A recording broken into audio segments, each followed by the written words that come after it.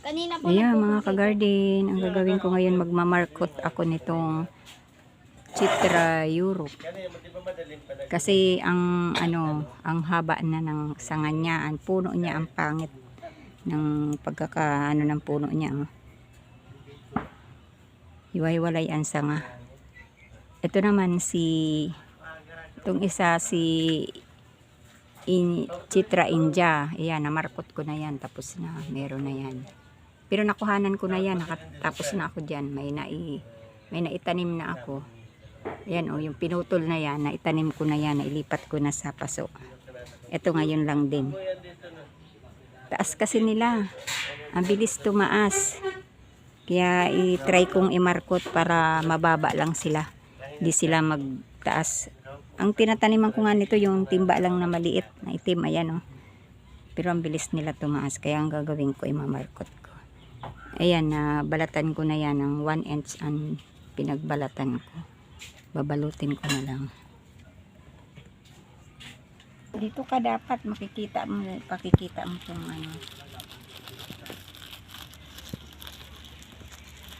Itong ano pala nito, basa na to, yung media nito.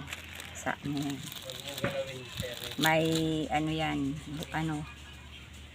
garden soil, tsaka ipa, tsaka river sand ang inano ko dyan. Dapat, ayan, kailangan yan, yung binalatan, mababalutan ng lupa. Kasi dyan lalabas ang ugat.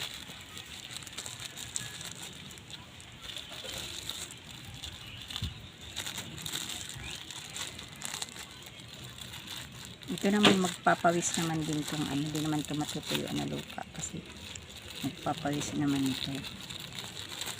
Hindi naman ito yung ano na didilagan pa, hayaan na lang ito. Kaya kasa na yung lupa.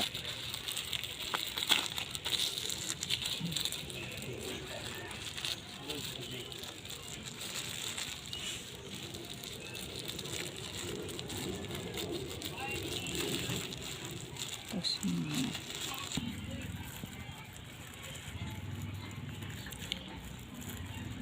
talian na natin, sarado na.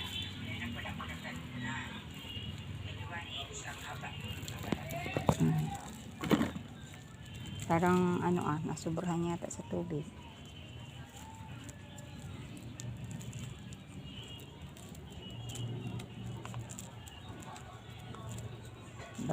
Tali.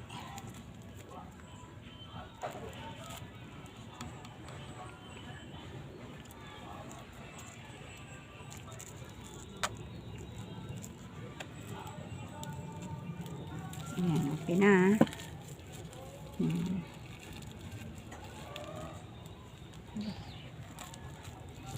Di masyadong tali. O, sige na. Ay.